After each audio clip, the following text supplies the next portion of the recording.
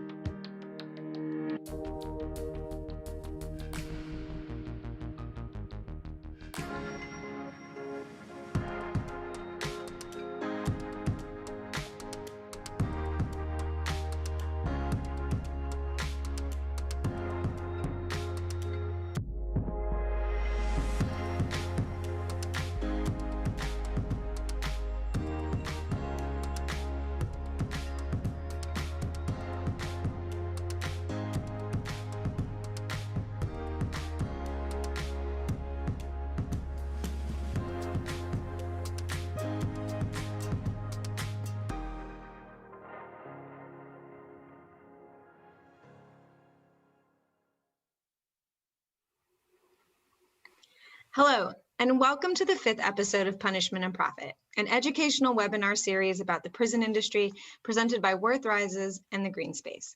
I'm Bianca Tylek, founder and executive director at Worth Rises, a nonprofit organization that works to dismantle the prison industry and end the exploitation of those it touches. Today, we're talking about equipment and supplies in the prison industry. We'll be touching on everything from supplies provided to incarcerated people or the lack thereof, to weapons officers use like batons and tasers. Before we get into tonight's program, let's learn 5 quick facts about equipment to ground us. Did you know that prison and jail administrators buy chemical weapons? My name is Bianca Tylek. I'm the executive director at Worth Rises, and here are 5 facts you should know about equipment in the prison industry. In the 1980s, equipment and supplies corporations pivoted from servicing hospitals and schools to the growing correctional market. Today, there are more than 1,300 corporations that manufacture and distribute equipment and supplies to prisons and jails. Yet incarcerated people are often not provided basic supplies like soap and tampons, and when they are, these products are often marked not safe for skin contact. Conversely, law enforcement and correctional agencies spend $1.2 billion each year on security equipment and technology alone.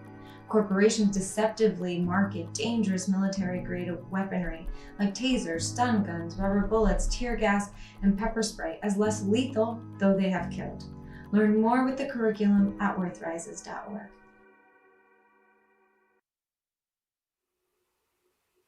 A little later in the show, we'll be talking to George Joseph and Nick Berardini, but first I'd like to introduce Andrea James. Andrea is the founder and executive director of the National Council for Incarcerated and Formerly Incarcerated Women and Girls, and the founder of Families for Justice is Healing.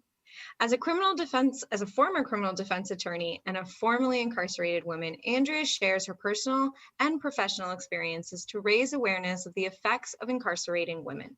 Through her work, Andrea works to shift the criminal legal system from its focus on police and prisons to a system led by directly affected people from within their neighborhoods based on individual and community accountability. Welcome, Andrea. You, Bianca, it's such a pleasure to be here. So Andrea, I'm so excited to have you. And I think we're just going to start by grounding people all together in this notion of like what is provided inside facilities and what's not. There's a serious misconception that incarcerated people are provided everything they need in prison. But that's not even close to true. The system provides very little of what's needed to survive.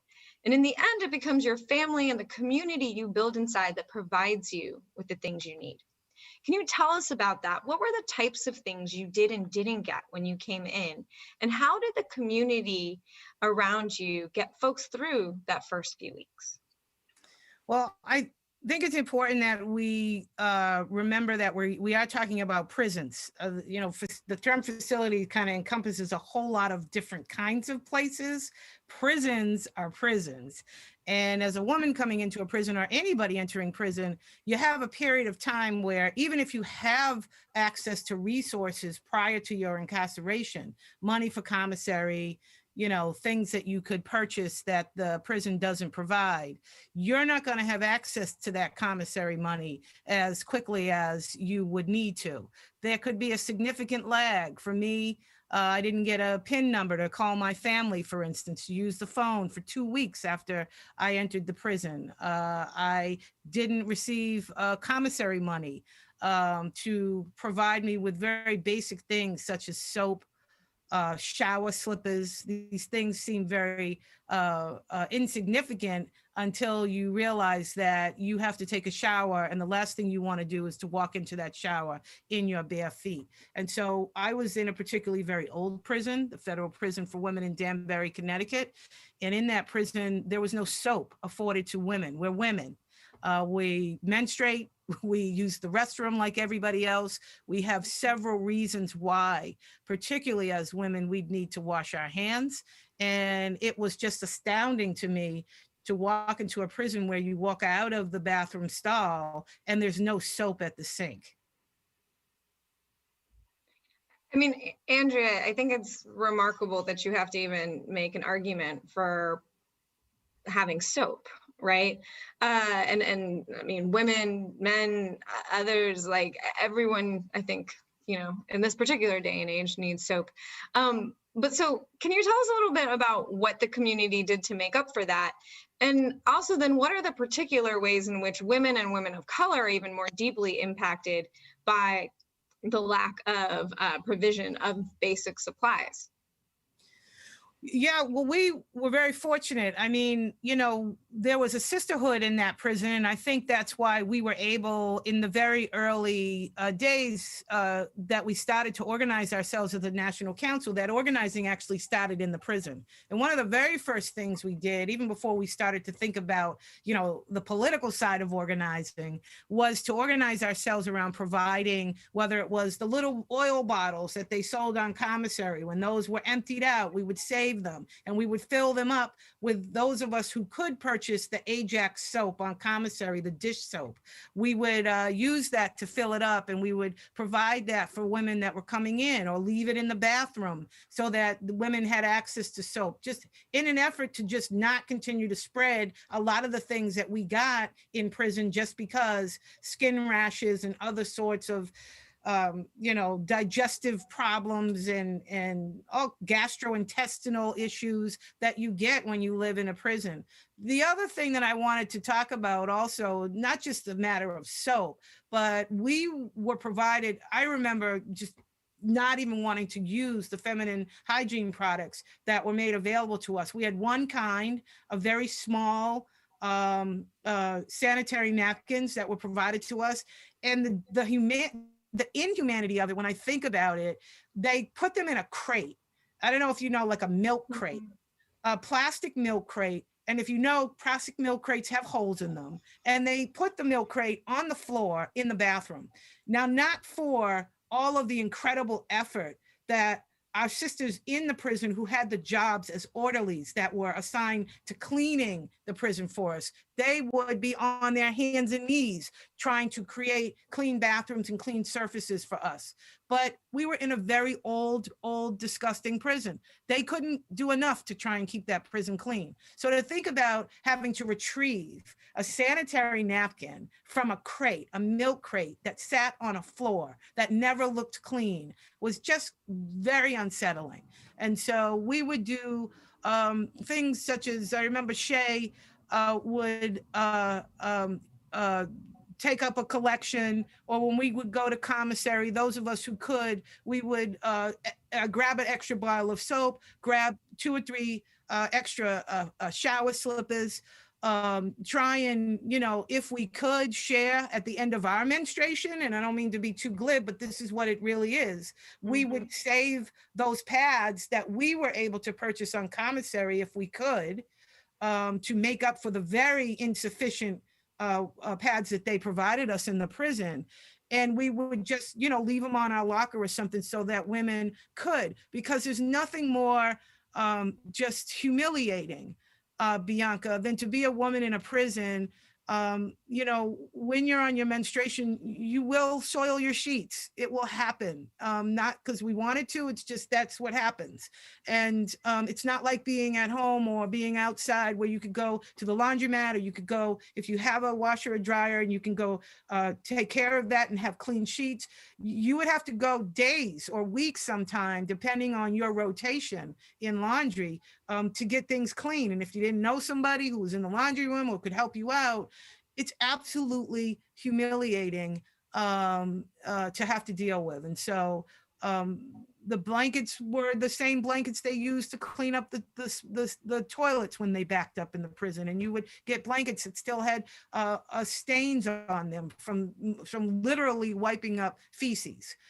These were the kinds of things that people really don't think about, the depth of the inhumanity for prison. But for women, it is just a constant struggle from the time you walk into the prison, from the clothing we're given to wear, you know, from access to appropriate products, soap, feminine hygiene products are just the tip of the iceberg. Yeah, I think that's a really dire image. And I know that that's even exacerbated as you then think about products for Black women and brown women who have particular needs around hair products and things like that. And the thing is, like, even when the system does provide supplies, some of the products that are actually provided by correctional supplies corporations like Bob Barker Company, and I want to be clear, this is not the same Bob Barker associated with The Price is Right, but these are actually dangerous products for human use. In fact, the Bob Barker Company sells what they call quote unquote maximum security all-in-one body wash, shampoo, and conditioner. And that product has a warning label that warns against skin contact. It's body wash and shampoo. They claim that this clear solution helps prevent contraband, and it's really astounding. What's at the root of all this? Well, I mean, we're talking about a system of punishment. The system is in place to help people to heal, help people to advance their lives. And so prisons are the example of what the criminal legal system uses at the root of its rubric, of the whole rubric of its system is about punishment and dehumanizing people. It is also the result of post-slavery. This is a system that was built initially for people that weren't still even considered full human beings. And so when we think about this, there's no question that, you know, obviously more than Black folks are incarcerated in prisons these days, but the system itself still operates under that notion that incarcerated people aren't full human beings. We don't deserve to have the dignity of just having something that won't tear our skin up or burn our skin. Or for African-American women, we have different hair products. You know, we have different needs. You know, we grease our scalps. We want to, you know, be comfortable. We want to be able to braid. We want to be able to do things. We lock our hair. I mean, there's all kinds of products and that we just didn't have access to. We use cocoa butter. We use a number of different things that, you know, you come in using these things and they're just not available to you once you get into the prison. And asking for them to be put on a commissary list, it will be 2 years before you even begin to get anybody to even pay attention to your request, never mind to get it on the list. Okay, so at the National Council for Incarcerated and Formerly Incarcerated Women and Girls, you have been fighting to free women and girls. But you're also fighting to improve conditions for those behind bars for all of the reasons that you raised tonight, which seems so glaring and obvious. In 2010, you were working with women who drafted the Dignity for Incarcerated Women Act. Can you tell us about that bill? How did it come about? What did it seek to accomplish? And was it successful?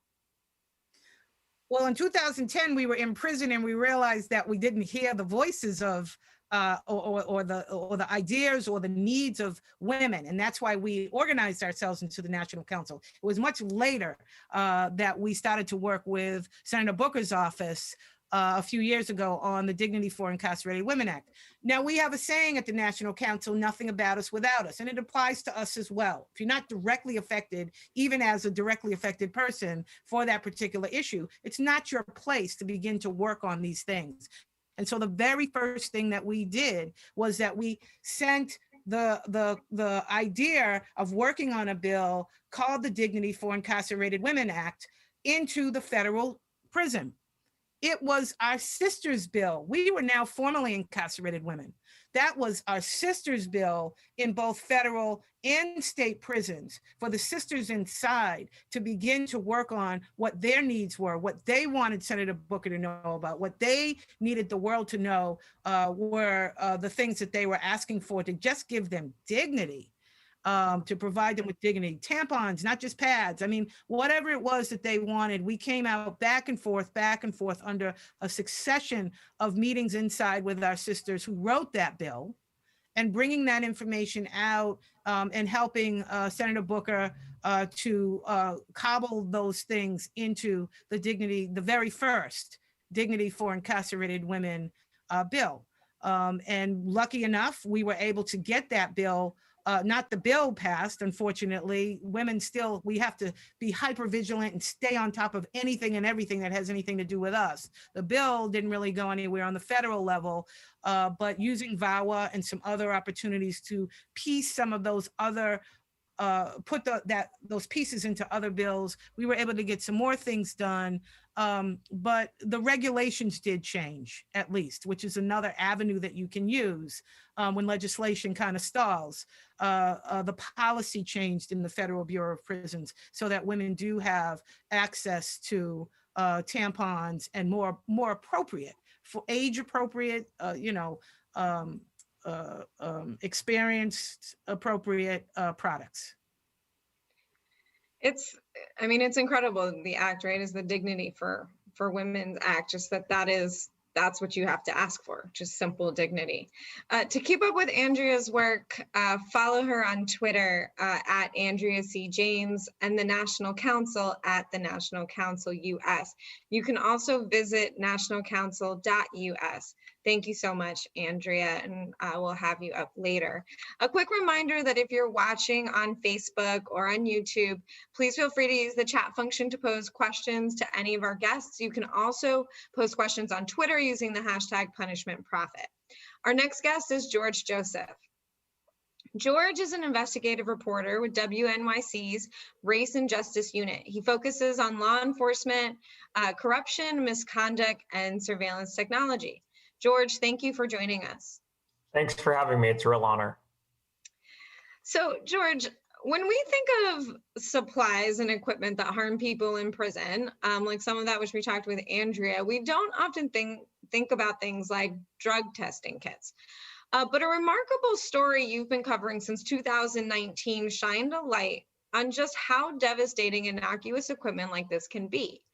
The story focused on a drug testing device made by medical technologies conglomerate Thermo Fisher and used in the New York State Correctional Department to test whether someone has used drugs. Can you explain what happened and what were the consequences? Sure. So just for people's background, these stories were focused in the New York State prison system, but they have lessons and insights for prison systems and jails across the country.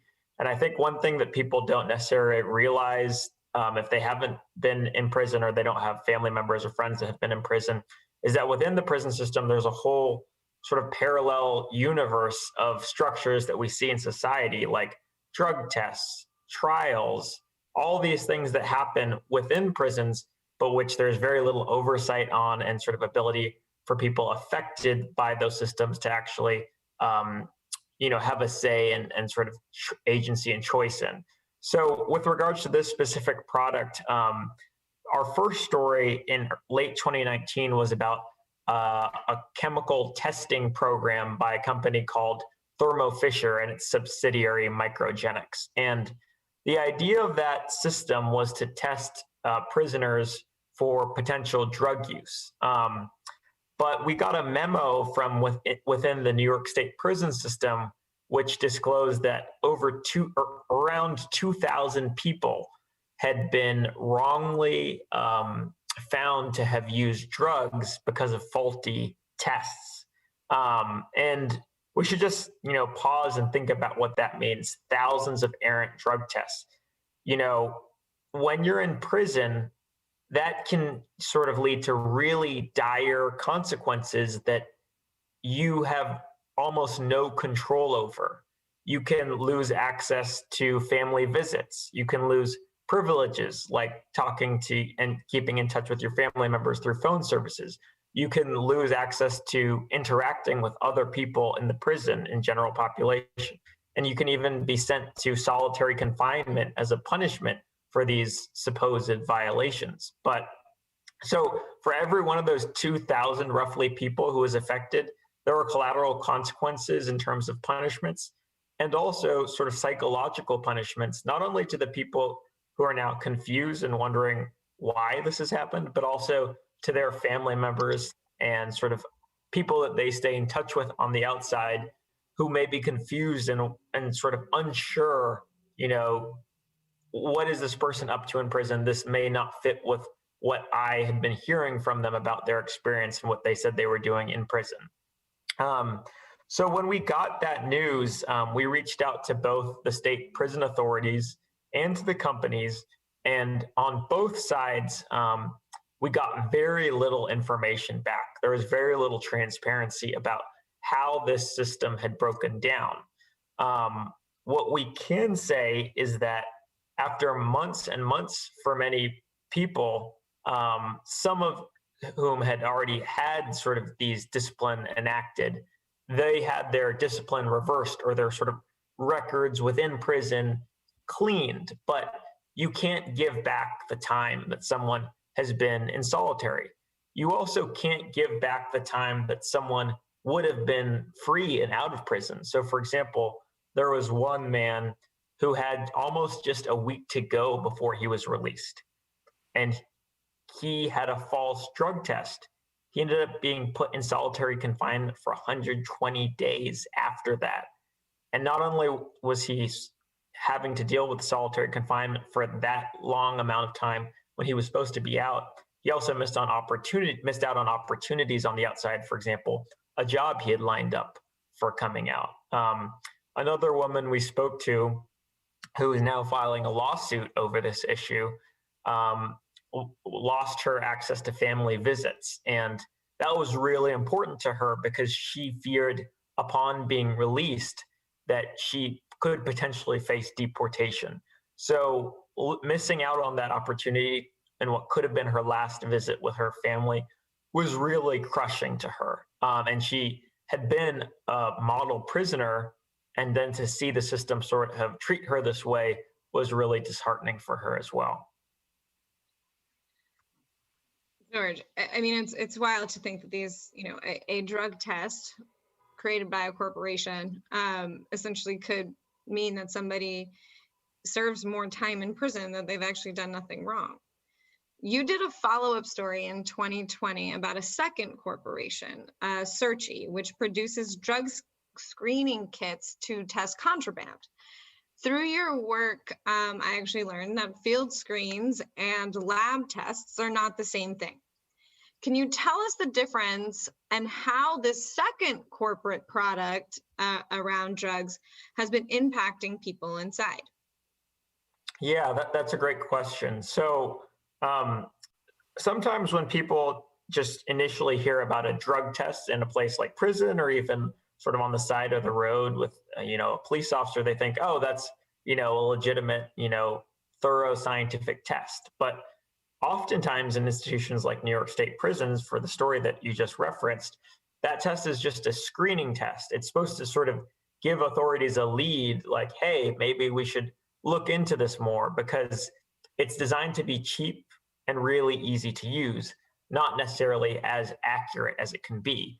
In this case, this company, Searchy, created these sort of pouches that can allow one to put a substance in the pouch, shake it up, and if it turns a certain color, that's supposed to indicate, this could potentially be a controlled substance. So that's sort of the screen, but then you're supposed to do further, more comprehensive testing in a lab, which is what toxicologists say you need to do to actually verify and make sure that this substance is what the substance sort of may have been indicated to be by the screening tests. And strangely, in New York, what was happening, and it was sort of stated in New York corrections policies at the state level, was that instead of doing that more thorough test, which would require more resources and more time and more expertise, they were doing multiple screening tests,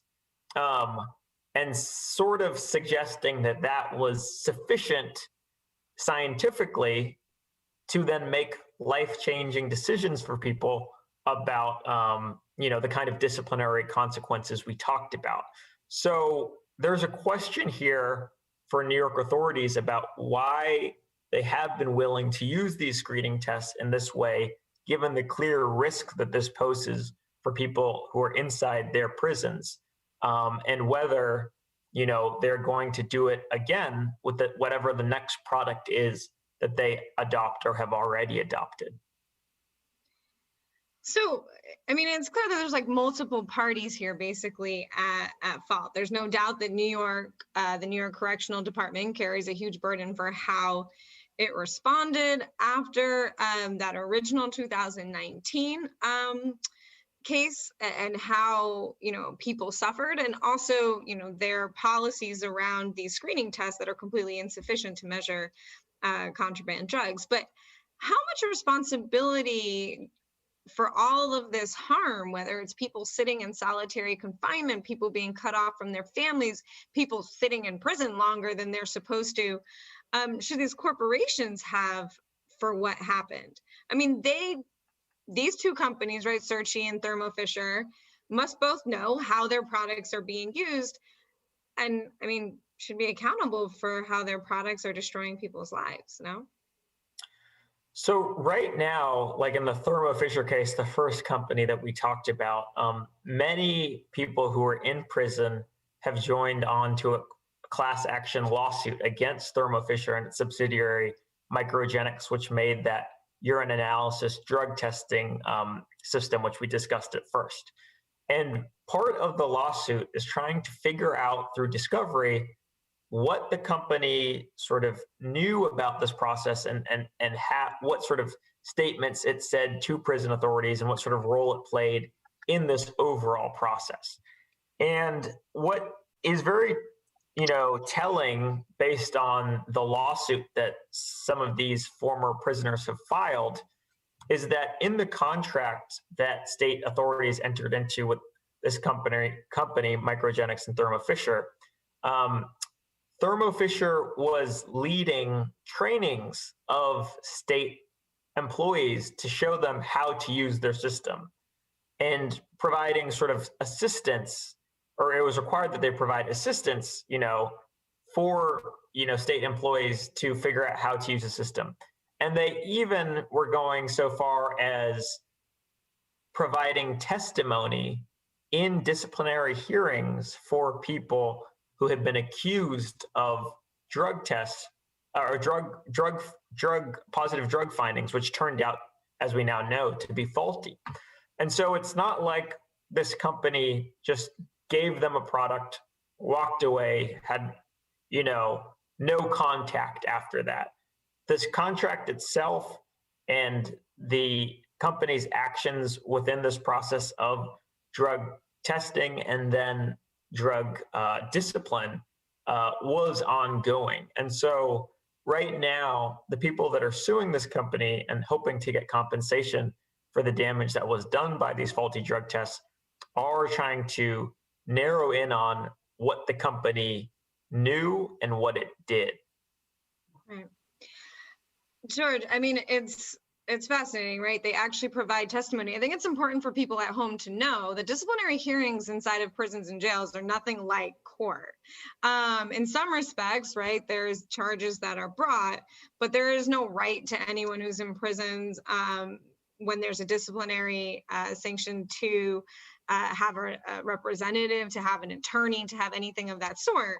So to go as far as to have a corporate representative come in and testify to a test, you know, with a person who has no representation, has no other way of backing themselves, has no access to the evidence, has nobody who will go test that evidence separately, and then to find out months later that, oh, sorry, we made a mistake. It's, I mean, it's, you know, it's the added insult to injury that this system reproduces consistently. So in this last just minute, George, help us understand this one thing.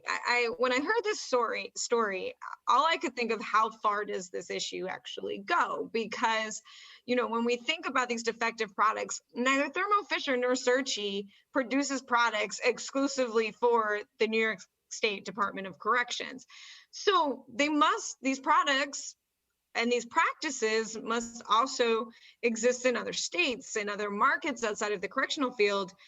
And so, you know, have you been able to uncover any of that, or has that been explored at all?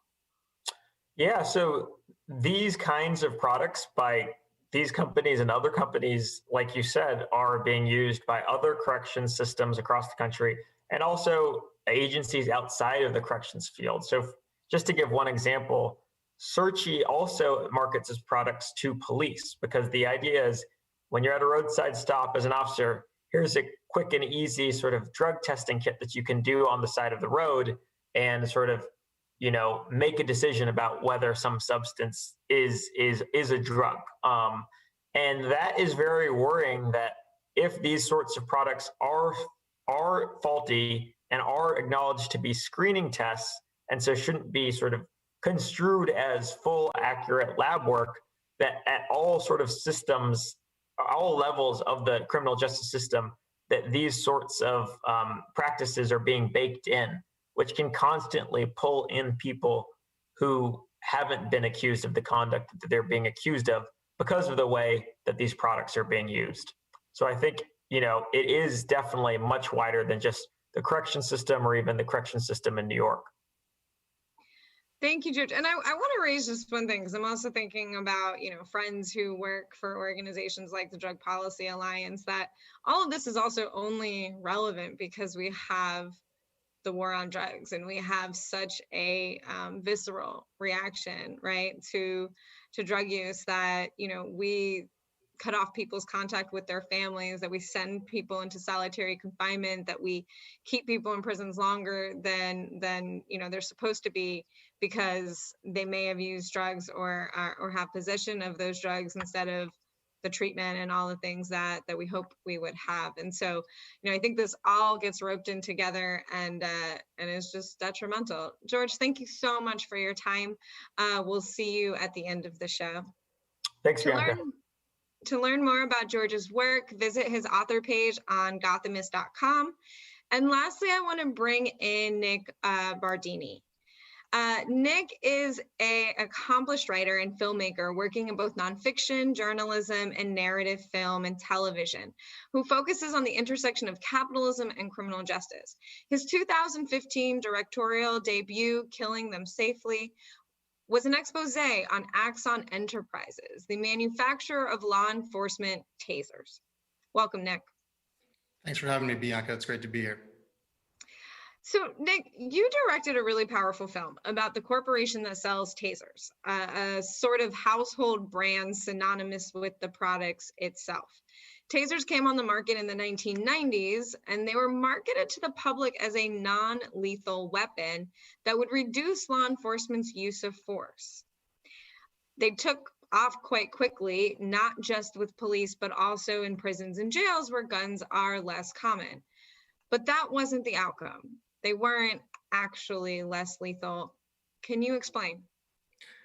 Yeah, absolutely. So I think it's important to kind of start with two lanes. Basically, the first lane was that this was a weapon that was pitched to the public as a way to reduce deadly force for law enforcement.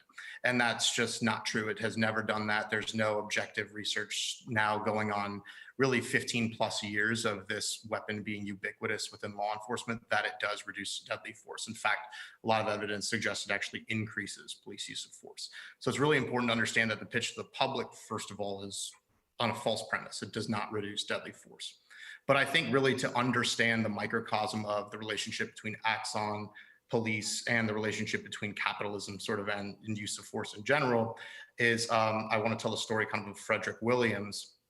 Frederick Williams was a 31-year-old man who was having trouble with his epilepsy medication in Gwinnett County, Georgia in May of 2004. And he gets into a bit of a scuffle with a police officer where he lightly brushes an officer who falls down. And that officer had come to respond to a scene where his wife had actually called, like we see in so many of these tragic uses of force, had come to ask for help because she couldn't reach her husband. It seemed he was having some sort of break. So that, of course, knocking that officer to the ground, created a scenario where backup arrived. And then his wife was begging the deputies who arrived to ensure that he was taken to the hospital to make sure his medication was correct. And what ended up happening was they told her, this is going back to newspaper accounts. I haven't verified this directly, but they told her, according to newspaper accounts, that they have all the medicine they needed to the jail. They took Frederick Williams against his will to the jail. He was screaming, "Don't kill me, man, don't kill me," as he was going to the jail. They strapped him to a chair, tasered him 5 times in the chest, and he died in the chair. And he was actually the second Black man within 9 months to die at the Gwinnett County Jail. And 6 weeks before he died, Rick Smith is the CEO and founder of Axon. And this is right as Taser International back then was taking off as a company, and the Taser was becoming the most popular weapon in law enforcement. And for the first time, he was challenged by CBS News about reports of people dying from the Taser. And he sat there on national news and said that all the people at that point who had died, who he was being confronted with, the best that they could run down, because of course we keep such poor use of force data in this country, that all those people would have died anyway. And the motivation for saying that was his company had been near bankruptcy a few years before that and now was worth $2 billion. And he was being shorted, as we've all seen from this GameStop stuff, right? He had a short float above 80% most of the time. So any capitulation to the idea that the Taser could kill didn't just have consequences for people in their actual lives, but could sink the company's market value. And I've always sort of found that to be the perfect encapsulation of how these things are interconnected, and that Frederick Williams, in a way, may have been alive if officers had been told the truth from the beginning, which was that the science was not done to say that these weapons could never kill, not just unlikely to kill, but could never kill. That the science was not done, that while it's unlikely that they kill, they absolutely can. And perhaps that officer, could have faced consequences for his actions had there been some accountability about the weapons being able to kill. Instead, the sheriff's deputy in the sheriff in Gwinnett County told the public after the second death that he had looked into tasers as much as possible, found they do not kill, and all the information that he was receiving was coming from the company. So that's the best anecdote that I can offer if you can wrap your head around that intersection and why it's so dangerous. Yeah, Nick, I mean, there's a lot there, right? Around what you just sort of unpacked for us in terms of how these, tasers are in fact not lethal. And then also you mentioned that they don't actually reduce the use of force. That in fact they can net widen sort of violence, right, amongst law enforcement by essentially suggesting that it's a non-lethal weapon, and therefore making it a more ubiquitous use. But it's interesting because after like a number of these, I guess, different studies where things came around, eventually Axon, like Rick, the CEO, got caught lying, right? Mm-hmm. And like at that point, they started to be what maybe lightly regulated, or they had to have some type of clear warning labels of so. But even with that light regulation, and the fact that they're now prohibited from referring to the weapons as non-lethal, they're now calling it less lethal. like, does that change anything? And has this disclosure, I guess, in all, changed anything about how tasers are being used in the world? Generally, no. They were designated as, and it was a really kind of specific thing where they were responding to an attorney general investigation in Arizona, and one of the capitulations they made back in 2005 when they were really sort of facing hot water for the first time was that they would go based off of, they were claiming they were going off of non-lethal as a military designation, that the weapon is not intended to kill, so therefore they call it non-lethal. They switched that to less lethal to sort of take some pressure off. But the bigger issue is the issue of passing liability on to police officers and police departments. And essentially what happened was this was a weapon that for its first 10 years of widespread use, officers in training that they received directly from the company, that's where they get their training from, were told that the weapon could not, under any circumstances, its electricity was incapable of affecting a human heart. And as the science had begun to actually be done, which it should have been done in the first place, but as it had been done in response to the growing number of deaths, it was showing that there were, of course, things that were clear mechanisms for how the taser's electric current could potentially be lethal. And so in order to sort of speak out of both sides of their mouth, they went and told law enforcement that they were updating their training to include some of these warnings, but it was in sort of response to greedy lawyers who were just trying to, demonize police and make a buck. And the effect of that was that law enforcement was still convinced that these weapons were safe and there was no legitimate science to say otherwise. And yet every time now we are seeing somebody who was killed by a taser in the field, often that liability was passed on to the officer who used it. And Taser International at that time, now Axon, was able to escape really what could have been crippling products liability litigation. So they shifted the cost of violent episodes and harm onto taxpayers, essentially. Yes, absolutely. By discussing these liabilities. But I think one thing that's also interesting that I learned from you in talking about these their sales strategy at Axon was that the success of their sales strategy, the ubiquitous use of tasers, was in large part dependent on the fact that their sales force was made up of off-duty cops. Yes. These were cops who, were actually uniformed officers around the country who worked for the corporation in, after hours and ran something called their Master Instructor Program. And so, in some senses, why I understand that they sort of may have tricked some law enforcement. I mean, in other ways, the law enforcement was sort of part of the scheme, right? Part of telling those lies. So can you tell us more about that program and what ethical questions it raised? Yeah, my favorite line. So a lot of the work that I'm focused on now is in terms of dealing with Axon and tasers is also related to body cameras. But my favorite line in speaking to with a number of officers who have sort of since been deprogrammed in a way was one of them said to me, "You can't see the heist when you're the mark." And sort of law enforcement was the perfect mark for a company that used rhetoric and used a control of information in a very cultish way to convince them that the only information they need was exactly what the company wanted them to hear. And the way they controlled that information was through the use of the Master Instructor Program, where they would take off-duty police officers who in their official capacity as off-duty police officers would present themselves as off-duty police officers and often make the sales presentations for city councils and for police departments purchasing tasers, and then run training sessions for police officers in the field. And that had the effect of a really brilliant, grassroots marketing strategy that was almost, much more even insidious than a pharmaceutical sales strategy, because it created this organic word of mouth sales growth where they didn't have to rely on some salesperson who worked directly for the company, right, making the pitch.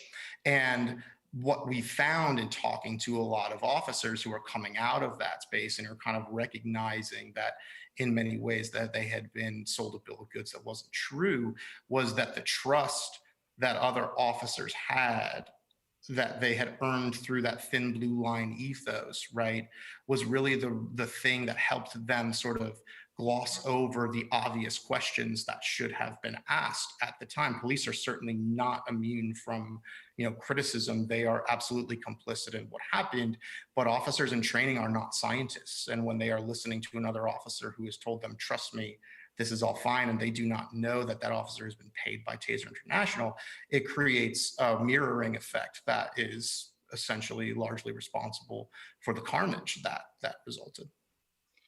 Yeah, the notion that they didn't know that they were paid by Accident International makes it in ways even like more sinister than, for example, the pharmaceutical sales pitch, right, that you sort of mentioned. You mentioned right there sort of towards the end the notion of body cameras, right? So as we talked about sort of at the beginning of this segment, tasers were introduced, quote unquote, to reduce the use of force. And now there's new equipment like police body cameras and others that are being marketed to do the same. And as I understand it, Axon is actually behind those too. You've described these in our conversations as performative solutions drawn from the intersection of law enforcement and capitalism. Tell us what you mean by that and what for you is the real solution.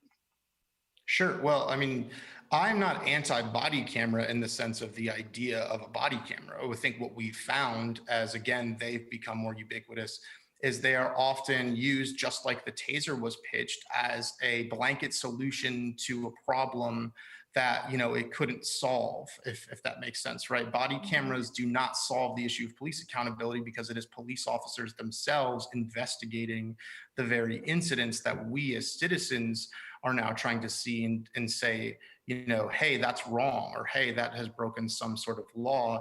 Well, the video itself is subjective depending on who is doing the investigating. So it's kind of ironic. I mean, it's not funny in any way, but I smirk about it that this company reinvented police brutality in this way through the Taser and through its ubiquitous use, and is now selling departments a solution through body cameras, but they're not really selling the departments. They're trying to sell what I've sort of phrased as the woke is cool, right, idea, that this really at its core, Rick Smith wants it to be a tech company. He wants it to be seen as not a weapons manufacturer, but a technology manufacturer. And so what he's really trying to do is appease the, great, real groundswell of momentum that we have for police reform, for real reform in this country, by appeasing them with a simple solution, which is, well, we're just going to film everybody. We'll control all of that video through our digital evidence management. Departments can edit that video as they see fit and investigate themselves.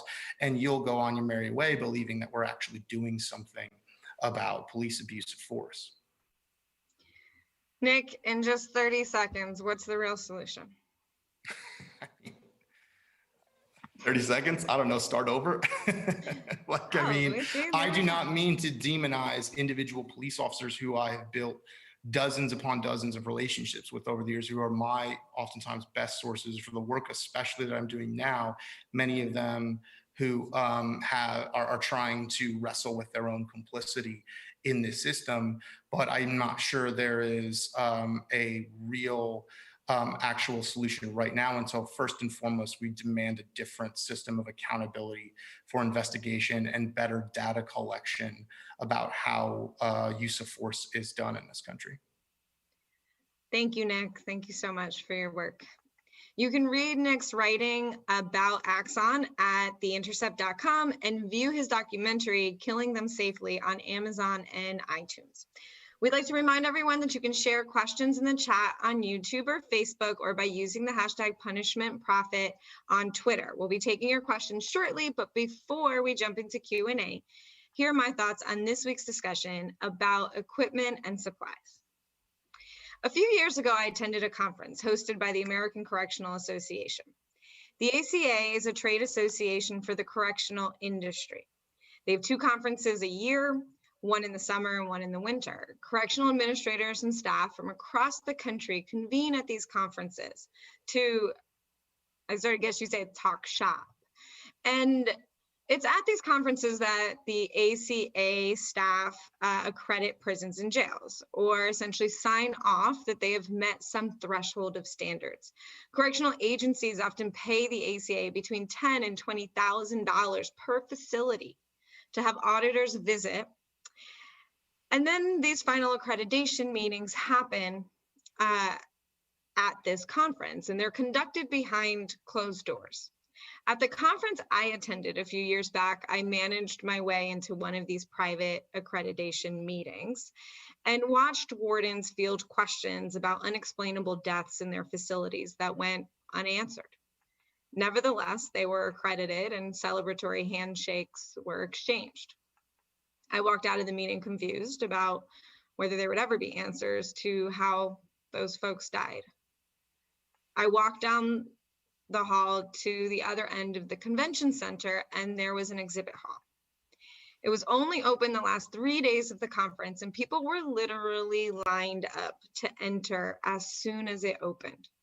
Inside, there were hundreds of booths, corporations selling everything from handcuffs and food trays to dorm beds and firearms. This is where the 1,300 corporations that sell correctional equipment and supplies, and thousands of others that do business with prisons and jails, advertise their products and services. As I pulled up to one booth after the other, I was handed stress balls and snacks. I was asked to put my business card into fish bowls to win prizes and vacations. I was given invitations to private after parties. One executive even offered to change my flight because their after party was on the final day of the conference and I had already planned to leave. I went to some of those after parties. I watched people eat in buffets and drink at open bars. One had a live band and people were dancing. For a split second, it was as if there weren't 2 million people in prison and jail. It could have been any other corporate conference, but it wasn't. Every cigar rolled and every drink poured that week was sponsored by someone in a cage. It was a really dark week, but this only starts changing as we talk about it. See, equipment and supplies may not feel like the sexiest prison industry topic, and it loses out to private prisons and prison labor, but it's the bulk of the industry. And the reason that the work that Andrea, George, and Nick are doing is critical, whether it's advocacy or journalism.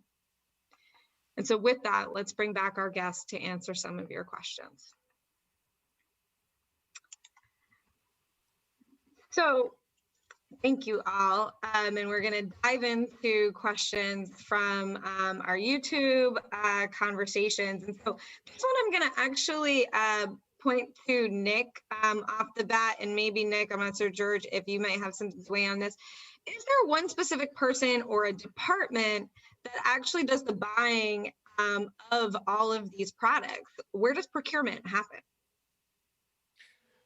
From my end, it can absolutely vary. It totally depends. Usually at some departments, there is a sergeant who is in charge sort of a non-lethal weapons program or some sort of equipment program, but oftentimes they're subjected to city council decisions.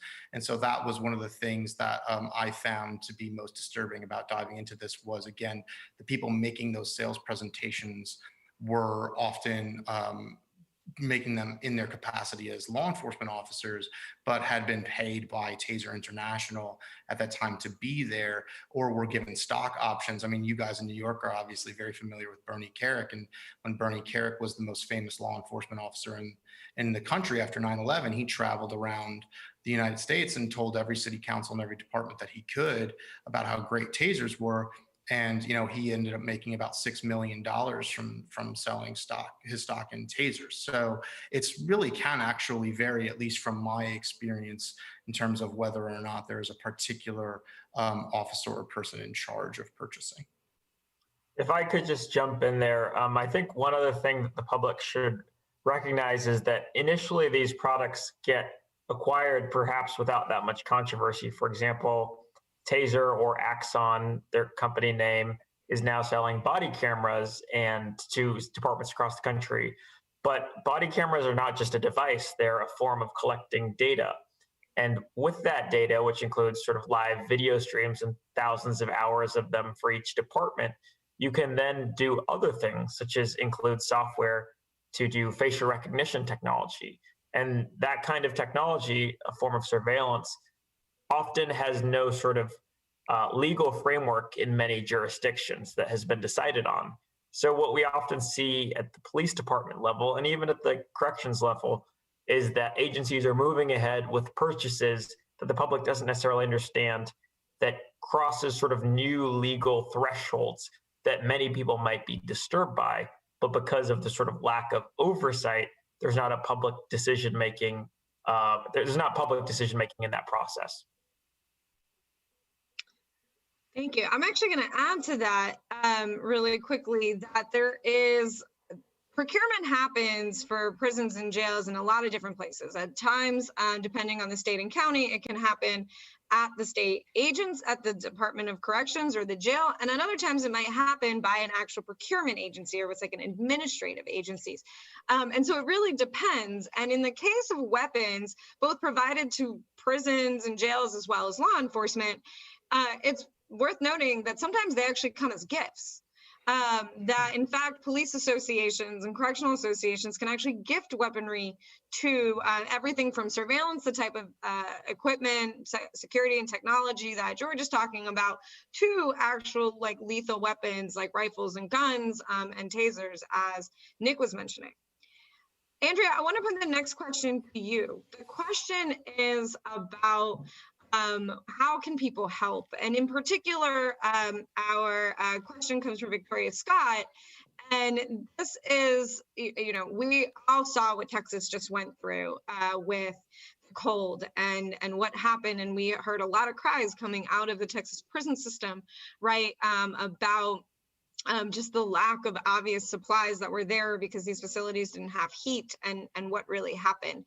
And so the question is there any way that people on the outside can donate supplies and equipment to people who are incarcerated? And are there any other ways that people can help improve conditions of confinement for folks inside?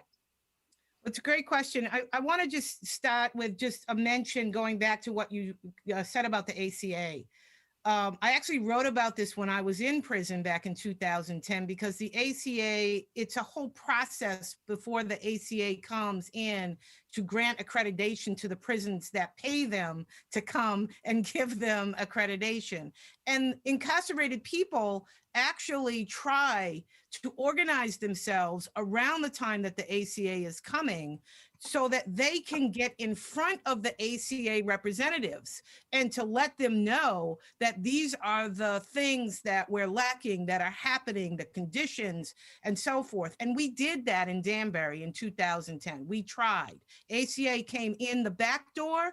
They walked down the back of the prison, out the front door, and left.